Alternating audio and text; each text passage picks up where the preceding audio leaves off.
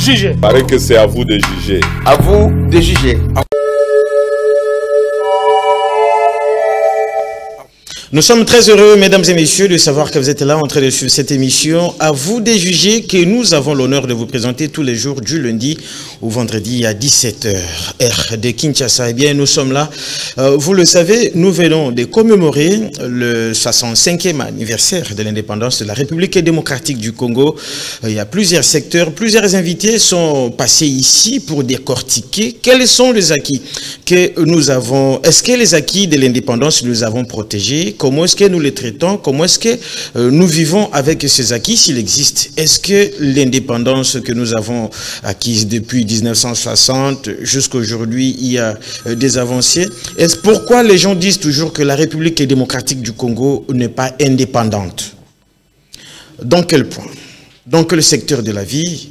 En parlant de l'économie, santé, enseignement supérieur et universitaire, voire la politique, est-ce qu'aujourd'hui on est fier de se taper la poitrine et dire effectivement nous sommes fiers de l'indépendance que nous avons acquise depuis 1960? Eh bien, comment est-ce que vous raisonnez sur l'accord de paix entre la République démocratique du Congo signé entre la RDC et le Rwanda à New York aux États-Unis d'Amérique? Mesdames et messieurs, voilà des questions qui font couler beaucoup d'encre et de salive aujourd'hui dans le salon UP de Kinshasa. Pour analyser cette thématique, eh bien, nous avons un invité pour la toute première fois dans ce plateau d'À vous de juger. Il s'agit de messieurs Steve Kabasele.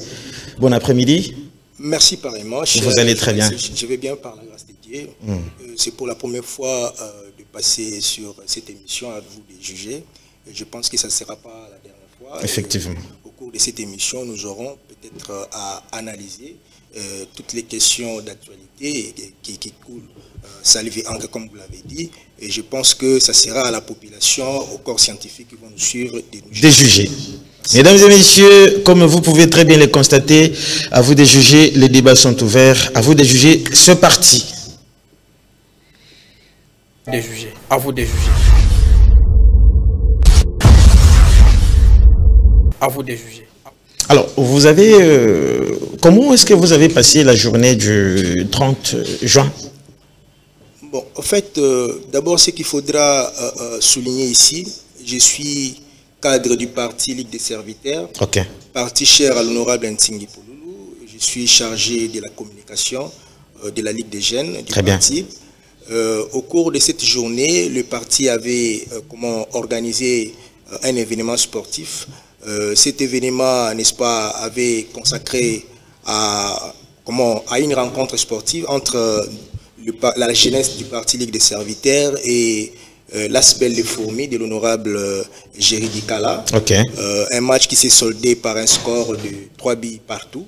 Et à la fin de cette rencontre, il y a eu une marche spontanée qui s'est déclenchée.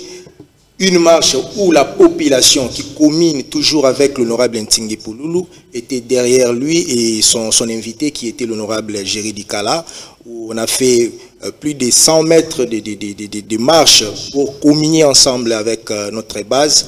Et je pense que nous avions voulu, n'est-ce pas, à travers cette rencontre, passer notre message avant, pendant et après l'indépendance, qu'est-ce qui est notre pays. Et je pense que ça s'est bien passé. Et ça s'était passé où? La rencontre a eu lieu où? La rencontre a eu lieu à Kasavubu, à l'université IFAD. Je crois, l'université qui est juste à côté du cardinal Maloula. Du côté de Sayo? Oui, sur Sayo. C'est là où s'est joué cette match. Le match dont je vous ai dit qui s'est soldé par le score de 3 buts à 0. Et nous avons passé des moments de convivialité ensemble avec les amis les amis qui ont accompagné l'honorable Géry Dikala. Et je pense que c'est ça, ce qui a été la journée du 30 juin pour le parti Ligue des Serviteurs, ensemble avec l'honorable Ntingi Pouloulou. Alors, avec l'honorable Ntingi Pouloulou, que pensez-vous de l'indépendance de la République démocratique du Congo? C'est un temps de jubilé ou un temps vraiment de pensée? Je pense que concernant notre parcours depuis 1960 jusqu'à ces jours, c'est un temps de réflexion. Il faudra savoir, avant l'indépendance, qu'est-ce qui a été le Congo, pendant l'indépendance, tout ce qu'il y a eu comme turbulence.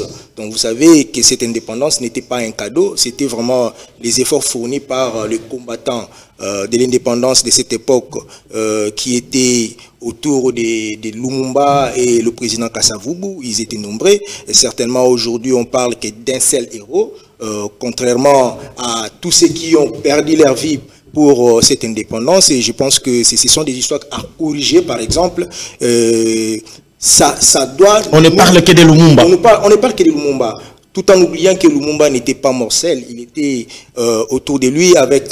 il y a Paul Maurice et Okito. Joseph Okito, qui était le président du Sénat à l'époque.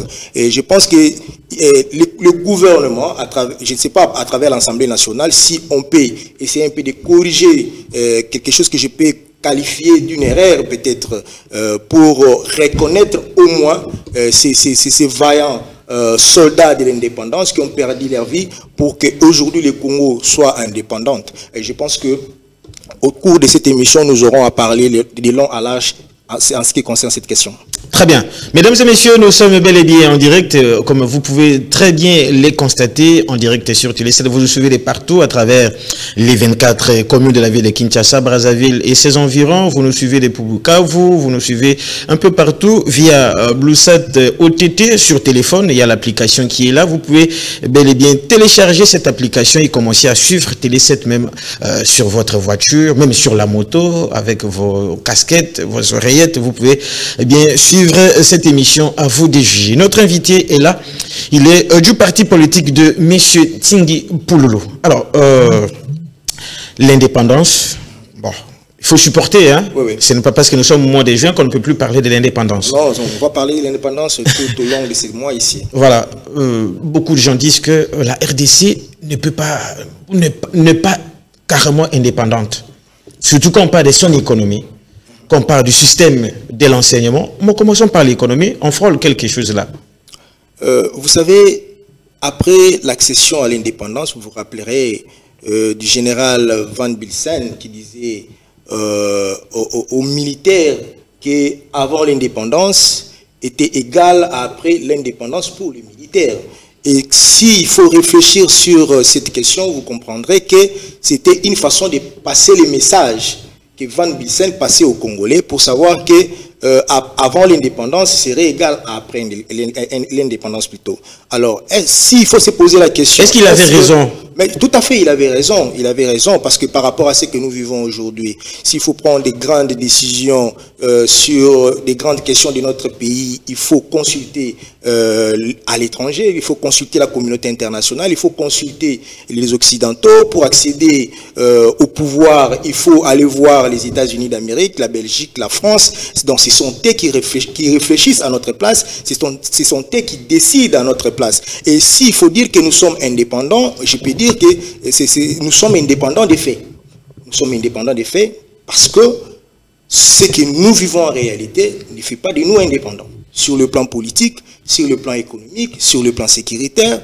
Et aujourd'hui, si on ne décide pas de nous vendre les armes, on ne sait pas comment défendre nos frontières. Donc, il faut aller supplier la communauté internationale, il faut aller supplier les multinationales, il faut aller supplier les grandes puissances qui décident sur le plan mondial pour nous apporter de l'aide. C'est-à-dire, je me pose la question, en quoi nous sommes indépendants? Nos minéraux à nous, pour aller vendre à l'extérieur, ce sont eux qui fixent les prix. Vous amenez vos produits et fixent les prix. On vous dit que ce sont les cours des matières premières à l'échelle internationale. Donc vous allez vous soumettre, en dépit de vos matières premières, vous allez vous soumettre... Et si ils ne veulent pas acheter vos minerais, vous restez avec... On n'achète pas. Ils peuvent se réveiller comme ça, ils se décident. On vous frappe par un embargo et puis vous allez vous soumettre. Donc c'est-à-dire, c'est une question qui doit pousser les Congolais à réfléchir plusieurs fois. Vous allez voir aujourd'hui, il y a Moïse Katumbi qui aux États-Unis est en train de faire du lobbying pour accéder au pouvoir. Il y a Joseph Kabila qui a envoyé ses émissaires, ainsi de suite. Donc, c'est-à-dire, c'est une culture qui est inculquée dans les chefs des Congolais que nous devons combattre donc, pour ne pas léguer cela aux générations futures. Entre parenthèses, les élections que nous organisons de temps en temps, les cycles électoraux que nous connaissons, ça sert à quoi? Mais c'est ça le problème. C'est ça le problème. Au moment où nous ne sommes pas indépendants, au moment où on ne sait pas, à un seul instant, n'est-ce pas, c'est décider sur, comment dirais-je, le futur de notre pays, sur les dirigeants qui doivent nous diriger, sur tout ce qui entoure le Congo. Et je pense que ce sont des grandes questions qui doivent nécessiter des réflexions. Contrairement aujourd'hui, nous sommes, n'est-ce pas, dans l'effervescence de la quête du pouvoir. Je vais être ministre, je vais être mandataire, je vais être président de la République. Mais les grandes questions essentielles ne sont pas vraiment traitées à la place publique par les acteurs politiques, les scientifiques, n'en parlent même pas. Et je crois que nous avons 65 ans de l'indépendance. La question qu'il faut se poser, est-ce que nous sommes réellement indépendants? Donc je peux dire que nous ne sommes pas totalement indépendants. Peut-être qu'il y a des actes que les colons, n'est-ce pas, subissaient, bon, nos arrière-parents ou nos grands-parents subissaient chez les colons, peut-être la torture, l'esclavagisme, peut-être qu'on ne vit pas aujourd'hui. Mais les Occidentaux ont formulé une autre façon de la colonie qu'on appelle le néocolonialisme. C'est-à-dire qu'on est en train de nous coloniser d'une autre manière, à travers les acteurs politiques. Lorsqu'on vous place là, vous devez faire leur propre volonté. Lorsqu'on vous place là, vous devez obéir à leurs orientations. C'est-à-dire, je dis que les Congo souffrent en dépit de cette indépendance qu'on est en train de jouir. Est-ce que nos pères de l'indépendance avaient précipité cette indépendance? C'était une précipitation. Et on doit regretter, on accédait à l'indépendance à partir des 60. J'ai toujours soutenu ceux qui ont la vie, ceux qui soutiennent la vie plutôt, de dire qu'il a fallu attendre même les années 90 pour accéder à l'indépendance. Vous voyez les cas de l'Afrique du Sud, par exemple. On pouvait attendre que le Belge puisse construire la ville de Kinshasa, construire la RDC dans son ensemble. On pouvait attendre que les Belges puissent continuer avec l'éducation. Aujourd'hui, vous voyez, avec tous les Congolais, sur tous les plans, notre mentalité, c'est-à-dire, on ne sait pas qu'est-ce qui est de la valeur, qu'est-ce qui n'a pas de la valeur. C'est-à-dire, on pouvait attendre jusque vers les années 80, c'était une précipitation, et surtout qu'à l'époque, on n'avait pas tant des intellectuels comme aujourd'hui. On avait plus des évolués qu'on appelait Lumumba et les autres. C'est-à-dire, c'était des gens qui se sont précipités pour permettre aux Congolais de vivre paisément, c'est-à-dire les Congolais qui étaient tout le temps maltraités, les Congolais qui étaient dans cet esclavagisme que les colons nous ont apporté dans les temps. Donc il a fallu se réveiller, s'élever, dire non à la Belgique et pour réclamer l'indépendance. Mais c'était pour moi très tôt. Si on avait accédé à l'indépendance, peut-être est-ce que vous 90 ou 95, excusez-moi quand même de vous arracher la parole. Vous ne trouvez pas vraiment que c'est quand même dormir ici sur nos lauriers, à tenir quand même un tel argument, pensant qu'il fallait qu'on reste dans la colonisation ou à la colonisation jusqu'aux années 90. Mais qu'est-ce que nous avons fait depuis qu'on nous a donné, qu'on nous a légué cette indépendance? Nous avons fait quoi? C'est ça les problèmes. Est-ce qu'il fallait toujours commencer à réfléchir? Non, il ne fallait pas y rester sur une même ligne. Le Congo a connu un recul. Le Congo a connu un recul.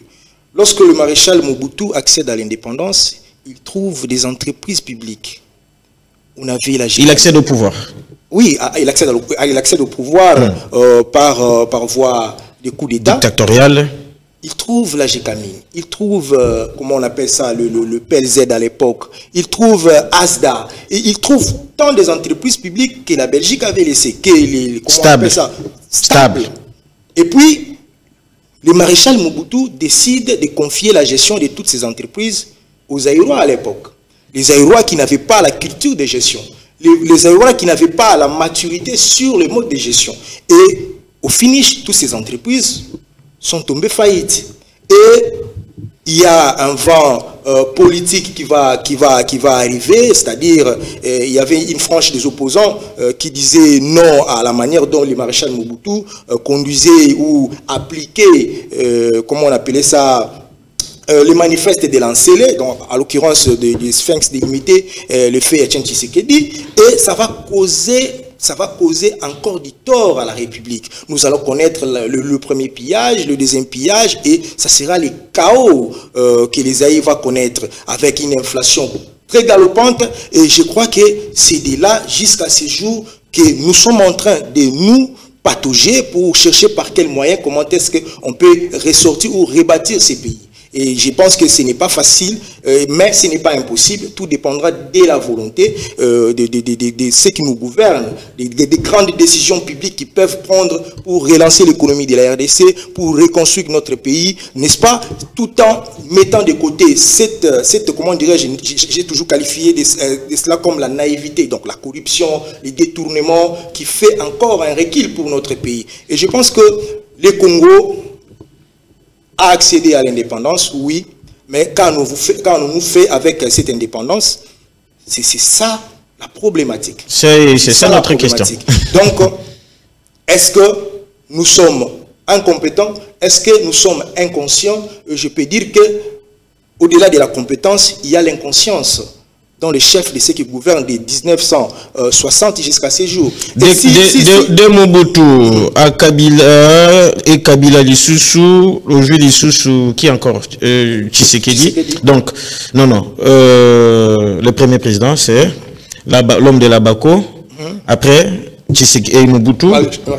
Après Mobutu, il y a Mouzé, il y a Jikaka. Après Jikaka, nous avons Félix Tshisekedi. Qui s'est démarqué dans la gestion orthodoxe de la République, d'après vous?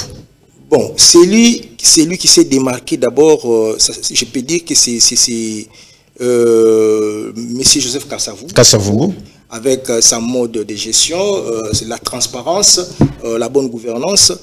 Joseph Kasavubu partait en mission, tout ce qui restait, il revenait, il retournait ça au trésor public. Avec le maréchal Mobutu tout au début, tout allait mieux. Et quand vous avez l'effervescence du pouvoir, vous perdez même les repères. Mobutu s'est transformé au roi d'Isaïr, et Mobutu a amené cette république, n'est-ce pas, une république que Mouzé Laurent Désiré Kabila trouve une république sans budget de l'État, une république sans réserve d'échange, une république qui n'avait absolument rien, sans entreprise, une république qui avait son peuple dans le chômage. Et Mouzé Laurent Désiré Kabila vient avec les moyens de bord, sous l'embargo, et il essaie un peu de se relancer avec les services nationaux. Mouzé a payé les militaires $100 les mois, un $100 qui avait de la valeur à cette époque-là. Et puis Mouzé va nous quitter. Il y a Joseph Kabila qui vient tout au début. Il va essayer un peu de se relancer. Il a marché sur les traces de son père ou juste à côté? Joseph Kabila n'a pas marché sur les traces de son père. C'est-à-dire, quand il prend le pouvoir, il accède au pouvoir, il écarte tous ceux qui travaillaient avec son père. Très bien. Il fait appel aux anciens mobutistes pour l'accompagner. Et déjà, avec cette allure, les gens qui ont aidé Mobutu à engloutir ces pays, et vous les appelez, je ne sais pas pour quel résultat. Donc ils l'ont encore aidé à engloutir davantage la RDC. Et tout au début, Joseph Kabila va fournir un effort, il trouve les pays qui étaient, n'est-ce pas, morcelés, déchirés de l'autre côté, et il essaye, n'est-ce pas, de mettre tout le monde ensemble pour rebâtir le Congo. On connaît les élections en 2006, il y a la rébellion qui régnait encore à la partie est de la RDC, il y a des accords et accords, il trouve l'accord de Lusaka, il part à Sand City avec tous ces belligérants où on va co-gérer en 1+4. Et donc il a essayé un peu de stabiliser l'économie ensemble avec l'accompagnement du Fonds monétaire international. Mais fort malheureusement, n'est-ce pas, il y a les pays à pénétrer encore dans cette histoire de la corruption, comment dirais-je, la mégestion, les détournements, et ils ont essayé un peu d'étouffer la justice, parce qu'on a toujours dit que la justice élève une nation, et donc ils ont étouffé la justice, et donc ils ont saigné la République, et jusqu'à ce que Félix Antoine Tshisekedi qui arrive au pouvoir aujourd'hui. 7 ans déjà. 7 ans déjà. Vous savez, il y a certaines personnes aussi, ils commet, je peux considérer ça comme une erreur, faire appel à tous ceux qui ont travaillé avec Kabila, qui ont travaillé avec les maréchals Mobutu, qui ont travaillé avec Kabila aujourd'hui, Kabila hier, ils sont avec lui aujourd'hui. Ce sont les mêmes problèmes comment dirais-je, ce sont les mêmes problèmes qui reviennent encore, mais vous sentez la volonté dans les chefs de l'homme.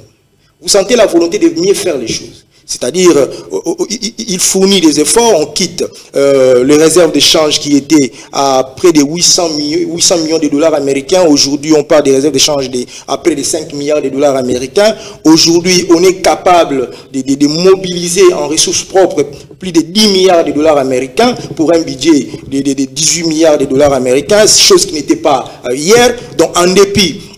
chose qui n'était pas hier, mais le coût de la vie tout à reste fait. Quand même un peu Au-delà différent. de ça, il faut aussi savoir qu'il y a ce qu'on appelle les fluctuations économiques sur le plan international. Ouais. C'est-à-dire ça influence sur l'économie nationale.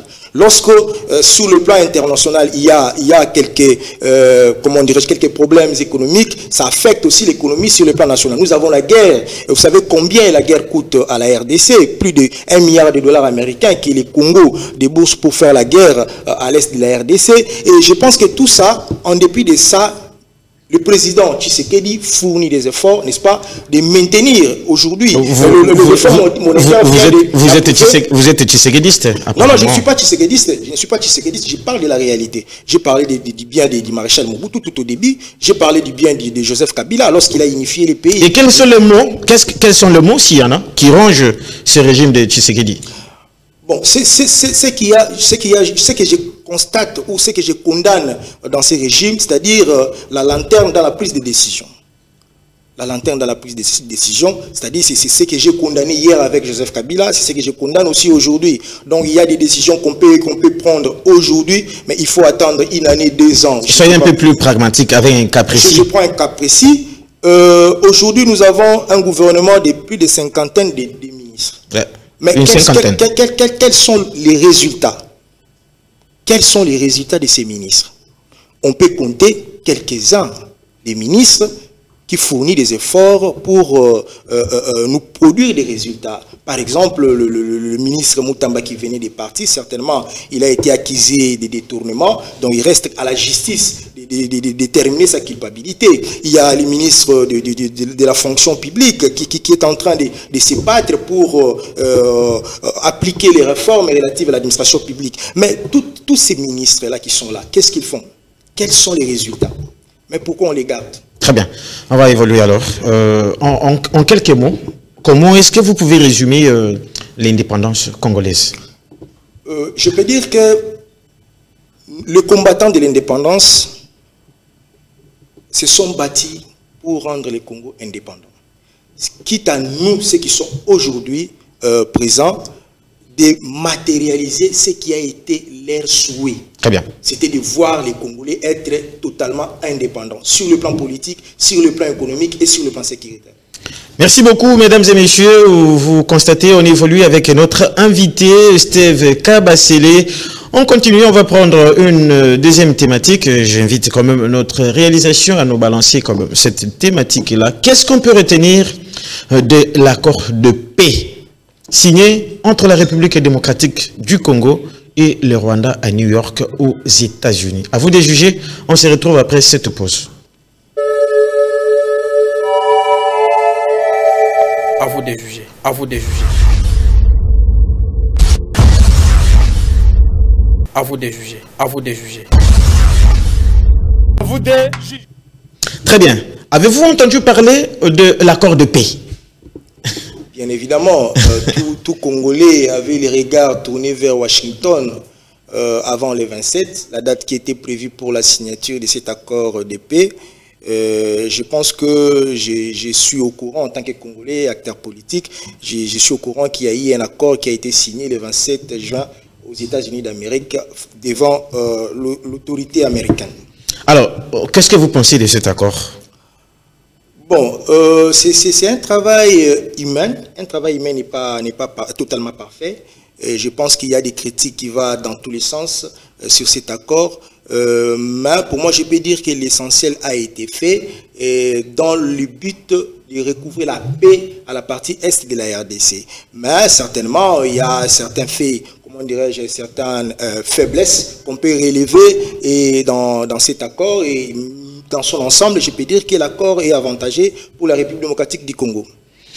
Alors, en parlant de la paix, depuis que le chef de l'État est là, quel est le fait qui prouve vraiment aux Congolais qu'il a la volonté de rétablir totalement la paix? Vous savez, dès qu'il arrive au pouvoir, il va faire les tours de tous les pays frontaliers de la RDC, c'est-à-dire pour justifier que nous avons 9 pays voisins, nous sommes appelés de vivre ensemble.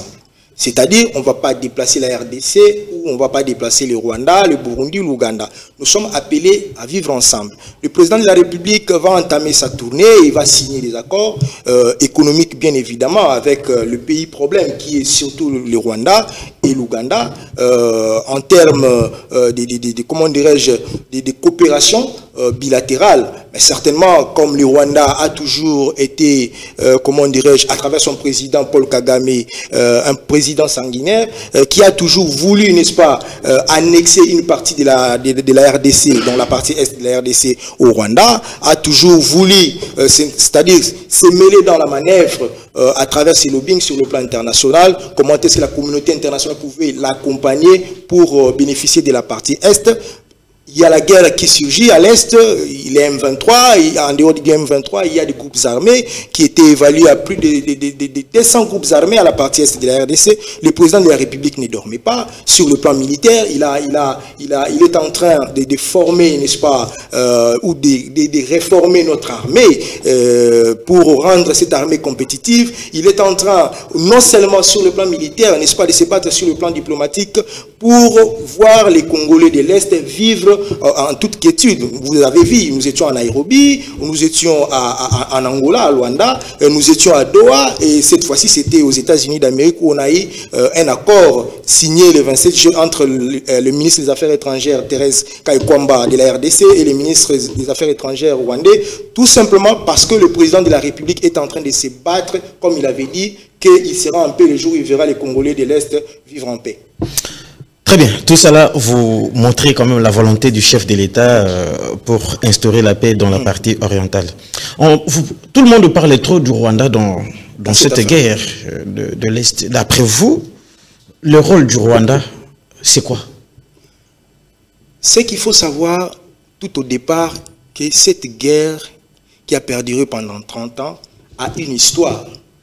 C'est-à-dire, je ne pense pas que le Rwanda de lui-même peut faire la guerre à la RDC. C'est-à-dire, le Rwanda est comme ce qu'on dit à Kinshasa, ce que mon imona ya soso vimbi na nzungu, c'est que maman na yazali na. C'est-à-dire, il y a des grandes puissances qui sont derrière le Rwanda. Ce sont des grandes puissances qui donnent, comment dirais-je, les armes au Rwanda pour tirer les Congolais à l'est de la RDC, pour exploiter d'une manière illicite nos minéraux. Et je crois que le Rwanda joue le rôle que le maréchal Mobutu jouait dans les temps, dans la sous-région.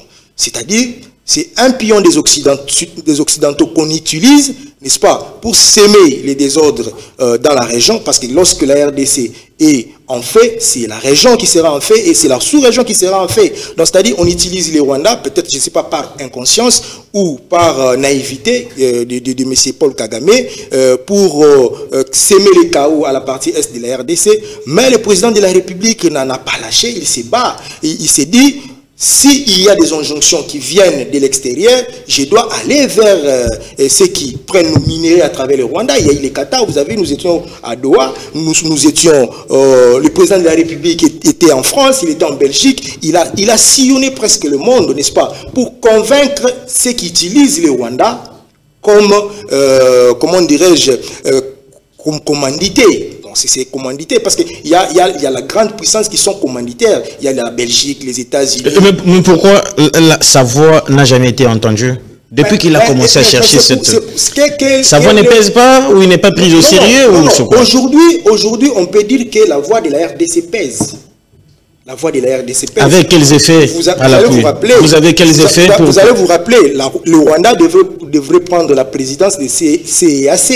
Et la RDC a pesé pour que le Rwanda ne brigue pas la présidence de CEAC. Vous avez vu, le Rwanda quittait la salle, tout simplement pour dire que la RDC, n'est-ce pas, instrumentaliser le CEAC. Aujourd'hui, si la RDC est arrivée à convaincre les États-Unis, ça n'a jamais arrivé, que le président américain, n'est-ce pas, s'assoit entre des ministres des Affaires étrangères pour signer un accord de paix. C'est-à-dire, vous vous rappellerez ce qui s'est passé en RDC, ça s'est passé en Angola. L'Angola a connu la guerre pendant 27 ans entre UNITA et malheureusement, il n'y avait pas eu autant de morts qu'en République démocratique du Congo. Mais écoutez, lorsque la voix de la RDC n'était pas entendue, parce que il y avait et les Congolais qu'on utilisait au premier plan, parce que lorsqu'on vous présente les M23, on vous dit que ce sont des Congolais. Les Congolais se s'entretuent entre eux pour les intérêts égoïstes.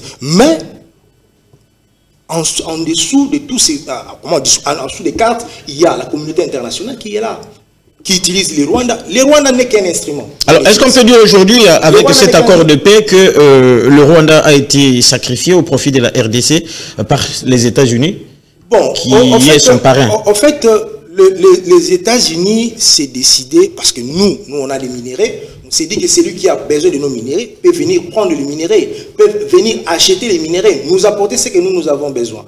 Par exemple, les entreprises qui peuvent, n'est-ce pas, aider les Congolais de l'Est de trouver l'emploi, nous apporter des transferts technologiques, par exemple. C'est-à-dire, en lieu et place de passer à travers les sangs des Congolais pour piller nos minéraux. Et le lobbying congolais a payé, n'est-ce pas? Les États-Unis a accepté, on a signé un accord de paix. Et aujourd'hui, vous voyez M. Kagame qui fait tant de sorties médiatiques, c'est-à-dire, ça justifie qu'il est mal à l'aise. Il est mal à l'aise aujourd'hui. Il constate que le Rwanda d'hier n'est pas le Rwanda d'aujourd'hui. Pourquoi est-ce que beaucoup de Congolais regardent la position de Kagame, parlent beaucoup de Kagame, au lieu de parler de retrait de militaires rwandais, au lieu de parler du silence, que les armes ne crépitent plus? Mais pourquoi vous intéressez seulement à la position de Kagame alors que nos frères sont tués chaque jour? Écoutez, est-ce que vous savez qu'on continue à se battre jusqu'à aujourd'hui? Je suis au courant. Voilà. C'est pourquoi j'ai toujours dit qu'il y a eu un accord qui a été signé, mais le temps est venu maintenant à l'application de cet accord. Parce que il y a quelqu'un qui vous pose la question de savoir si cet accord, c'est vraiment un accord de paix ou un accord économique. Non, il y a des accords. Il y a des accords qui devaient être... Non, avec le Rwanda, pas avec les États-Unis. Avec le Rwanda, c'est un accord de paix. Mais il y a des clauses économiques à l'intérieur de l'accord de paix. Donc, par exemple, la cogestion des sites frontaliers, par exemple. La Kivu, il y a le parc de Virunga. Ce sont des sites qu'on partage frontalièrement avec le Rwanda. Donc, il y a un aspect... dans l'accord de paix, c'est une approche économique qui est dans l'accord de paix, au-delà de l'accord économique qui est entre la RDC et les États-Unis d'Amérique, c'est-à-dire au-delà de la confiance qu'on fait aux États-Unis d'Amérique, au-delà de la confiance qu'on fait à cet accord de paix, ça n'exclut pas, n'est-ce pas, aux Congolais, n'est-ce pas, d'être vigilants. Nous connaissons comment est-ce que Kagame fonctionne.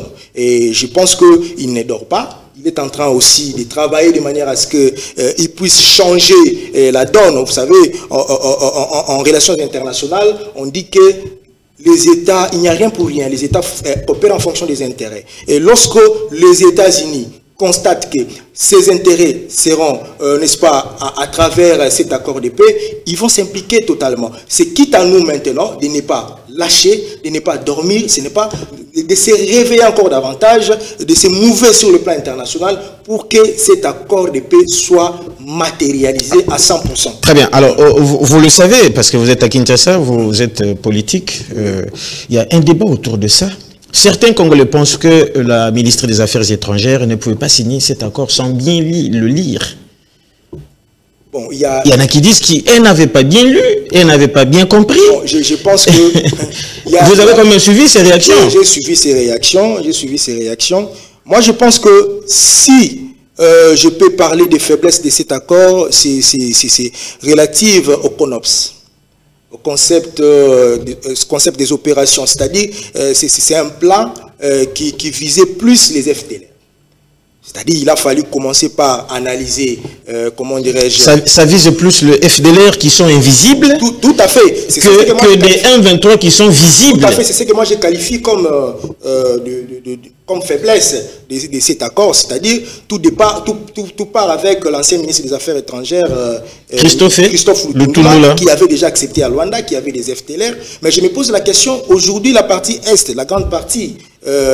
où vivent le FDLR? C'est sous contrôle du M23. Mais je ne sais pas si le Rwanda peut nous dire combien des FDLR qu'on a arrêtés. On nous a montré un fameux général qu'on avait doté d'un tennis pimpa neuf, avec des baskets neufs. Donc, c'est certains militaires qu'on nous a montré, des soi-disant FDLR, qu'on nous dise combien des FDLR qu'on a arrêtés. Mais vous vous rappellerez déjà en 2021, l'ancien ambassadeur des Affaires étrangères, M. Vincent Karega, qui disait que le FDLR ne constituait plus une menace pour le Rwanda. Parce que c'est ça la Libye que le Rwanda utilise. Si son ambassadeur déclarait sur un média que les FDLR n'étaient pas une menace pour le Rwanda, je me suis toujours posé la question pourquoi M. Lutundula pouvait accepter à Luanda que les FDLR existaient. Je ne sais pas s'ils existent, ils sont où? Ils sont à Kinshasa? Ils sont à Bandundu? Mais s'ils sont à l'Est, qui contrôle la partie Est? C'est les M23. Mais qu'on nous montre, voilà, depuis que nous sommes là, voilà combien des FDLR qu'on a arrêtés. Donc c'est juste un faux fouillant que le Rwanda a toujours utilisé. Donc ces Congolais ont raison de s'acharner contre la ministre des Affaires étrangères. Nous reconnaissons qu'il y a des FDLR, quand nous acceptons de traquer ces FDLR qui sont peut-être invisibles, comme vous le dites, c'est vraiment une faiblesse que je constate dans cet accord, mais dans l'ensemble, cet accord sera bénéfique pour notre pays. Vous avez montré quelques faiblesses, mais vous n'avez pas montré les forces de cet accord. Bon, quand je parle des forces, par exemple, lorsqu'on dit, au cours de cet accord, dans cet accord plutôt, on dit que on va procéder, n'est-ce pas, au désengagement. Ouais. Donc des groupes armés, bien évidemment, les combattants, y compris les M23, cela ne va pas se faire comme dans les temps.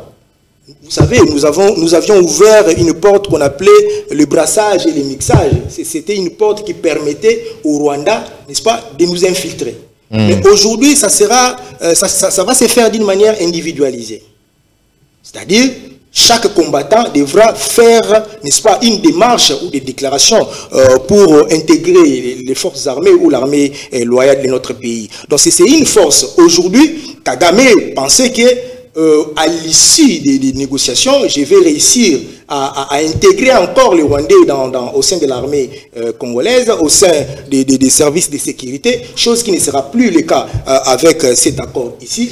Le respect de l'intégrité territoriale de la République démocratique du Congo, des engagements des forces donc levées et des mesures défensives du Rwanda. Les partis conviennent de mettre en œuvre les plans harmonisés de neutralisation de FDLR et les désengagements de forces levées des mesures défensives du Rwanda, CONOPS, du 31 octobre 2024, tel que prévu dans le présent accord.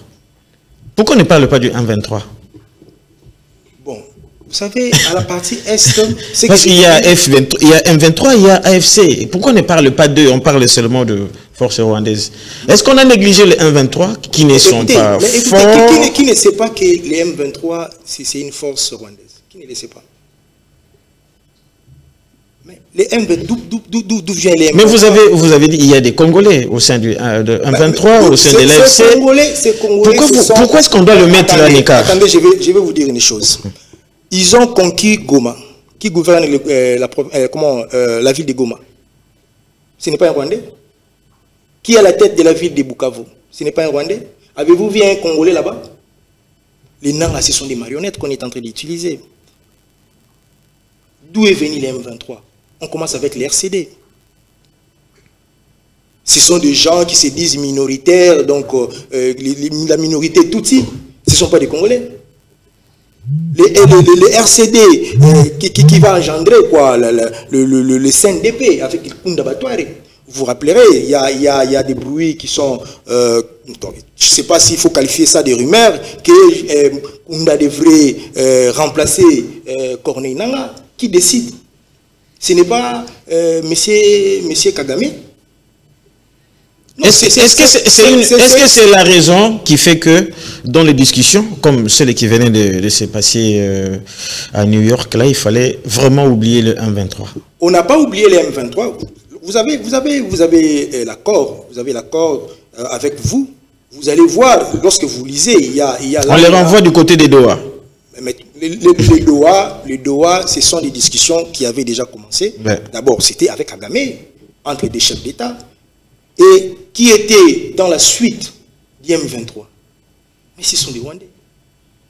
Donc, ce sont des Rwandais. D'après vous, le M23 égale au Rwandais? Tout à fait. Pas des Congolais au sein de... Mais il y a certains Congolais qu'on a pris tout simplement pour, comment dirais-je, donner la couleur du Congo dans cette histoire. Mais c'est une histoire manigancée par les Rwandais.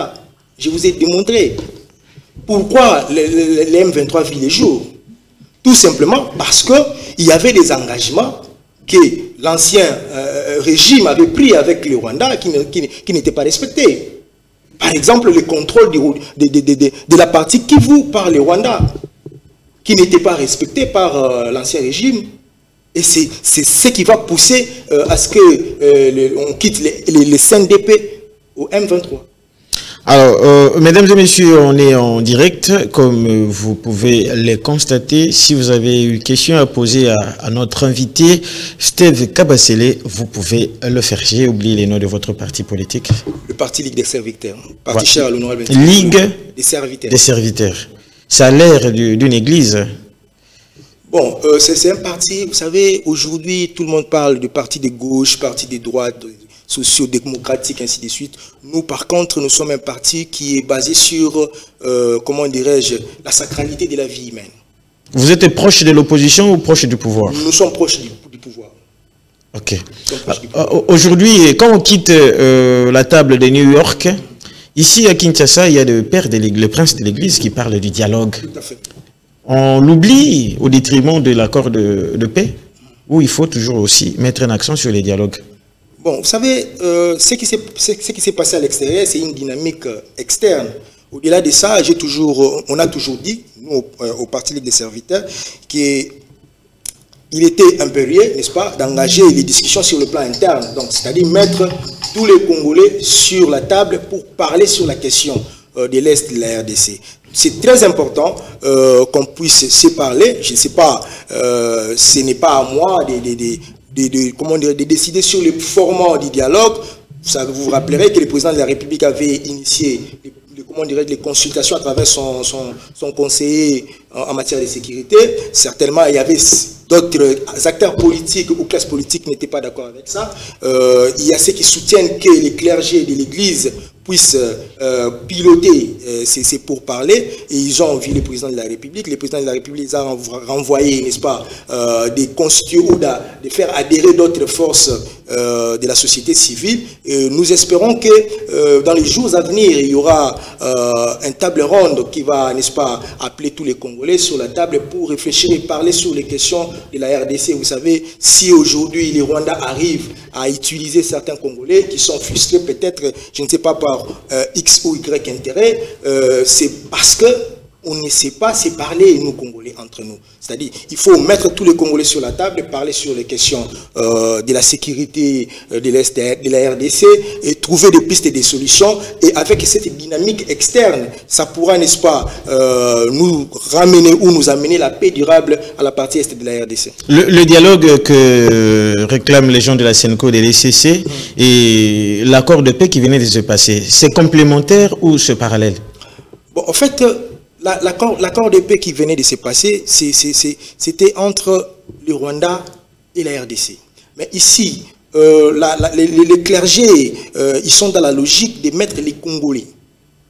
Il Il y a Martin Fayoulou, il y a ceux qui sont à la mouvance, dont le président de la République, il y a l'honorable Ntingi Pouloulou qui a vu ses deux sièges être ravis aux élections de 2023, n'est-ce pas? Donc vous savez que après avoir... Lui est frustré, mais il n'est pas allé de l'autre côté. Il n'est pas dans cette logique-là. C'est-à-dire, c'est quelqu'un qui ne travaille pas pour le pouvoir de pouvoir. Non. C'est-à-dire, on l'a ravi ses deux sièges. Il a décidé, n'est-ce pas, de rester loyal au président de la République, de suivre, comment dirais-je, de près ce que le président de la République est en train de faire. Et nous, les partis, nous soutenons l'honorable Ntingi Pouloulou, nous soutenons le président de la République, nous accompagnons ses actions. Et je pense qu'au-delà de ces frustrations que Ntingi Pouloulou a trouvé ou a jugé banal, mais il y a d'autres qui sont partis, par exemple Jean-Jacques Mamba, tout simplement parce qu'il serait, n'est-ce pas, ravi sur son siège à la Lukunga, il est allé à la rébellion. Mais Ntingi Pouloulou a décidé, n'est-ce pas, en tant que patriote congolais des pères et des mères, n'est-ce pas, rester ici, ne pas faire couler le sang des Congolais, parce que nous, la vie humaine est sacrée. Est-ce que si on tient, les dialogues se tiennent ici à Kinshasa, les armes vont cesser de crépiter dans l'Est de la RDC? Bon, si on met tous les Congolais sur la table, on se parle, on se dit des vérités, et je vous assure que les armes, avec cette dynamique externe, les armes vont se taire. Si Kagame n'a pas aujourd'hui les Congolais à manipuler, je ne pense pas que lui-même va se réveiller pour venir au Congo. Parce que vous savez, il a fallu prendre beaucoup de temps pour démontrer que le Rwanda était l'agresseur de la RDC. Donc il a fallu tant de gymnastique pour le faire. Mais il s'est caché derrière les Congolais. Mais si aujourd'hui, Kagame n'a pas de Congolais, à qui peut se cacher derrière? Donc je ne pense pas qu'il y aura des Congolais qui vont se réveiller pour combattre la partie est de la RDC. Surtout qu'il y a les Vana Wazalendo qui ne dorment pas pour combattre pour l'intérêt de leur sol. Il nous reste 2 minutes pour que l'émission se termine. Qu'est-ce que vous pouvez dire en bref, en parlant de l'accord de paix signé entre la République démocratique du Congo, de dialogue et des armes qui ne cessent de crépiter dans l'Est de la RDC? C'est la énième accord, le énième accord plutôt qu'on vient de signer. Je pense que cet accord ne soit pas, n'est-ce pas, un élément de distraction pour nous. C'est-à-dire, le gouvernement doit veiller de près sur l'application ou l'applicabilité de cet accord. Au-delà de ça, j'ai toujours, n'est-ce pas, réveillé le gouvernement congolais de manière à ce que notre armée soit réformée. On doit équiper notre armée. Ce n'est pas pour rien que les États sont dotés des armées. C'est pour protéger, n'est-ce pas, toutes nos frontières. Vous savez, l'intérêt de cet accord, vous avez parlé de l'intégrité territoriale. Le Rwanda réclamait une partie de l'Est. Aujourd'hui, à travers cet accord, donc les 2 345 000 km² de la RDC restent intacts. Donc le Rwanda n'a pas le droit de toucher même à un seul kilomètre. Aujourd'hui, le mot balkanisation, on écarte ces mots balkanisation. On ne peut plus en parler. C'est-à-dire, il faut doter notre armée avec des moyens conséquents. Il faut doter notre armée avec de la technologie moderne, de la technologie de la dernière génération, nos services de sécurité, n'est-ce pas, qui doivent veiller, n'est-ce pas. Vous vous rappelez de la sortie médiatique de M. Kagame, qui a dit qu'il peut marcher jusqu'à ce qu'il peut arriver ici à Kinshasa au cours de sa sortie médiatique. C'est-à-dire, ce sont des déclarations que l'État ne doit pas négliger. On doit prendre des dispositions conséquentes à travers notre armée, à travers notre police, à travers nos services de sécurité. C'est-à-dire qu'il faut leur disponibiliser les moyens, acheter les armes qu'il faut pour permettre à nos forces de garantir et de sécuriser nos frontières. Nous avons terminé l'émission. Je pense que vous avez tout dit. Bon, tant qu'on est en vie, on aura toujours à dire. Très bien, pour aujourd'hui. Pour aujourd'hui, oui, bien sûr, ce qui a été prévu pour dire, donc je pense qu'on a tout balayé, et ce qui est important, c'est à ceux qui gouvernent, aux décideurs, n'est-ce pas, de prendre ce qui est important, de le mettre en pratique. Prochainement, j'aimerais qu'on puisse parler un peu de votre parti politique. Je suis disponible. Mesdames et messieurs, c'est fini pour aujourd'hui. C'était pour moi un réel plaisir de vous présenter ce énième numéro de notre émission. À vous de juger. C'était là Steve Kabasele du parti politique Le Serviteur, Ligue des serviteurs de l'honorable Tsingi Pouloulou. On se retrouve prochainement, mesdames et messieurs. Restez entre les bonnes mains de notre réalisation. Que Dieu bénisse la République démocratique du Congo et ses autorités légalement établies. Au revoir.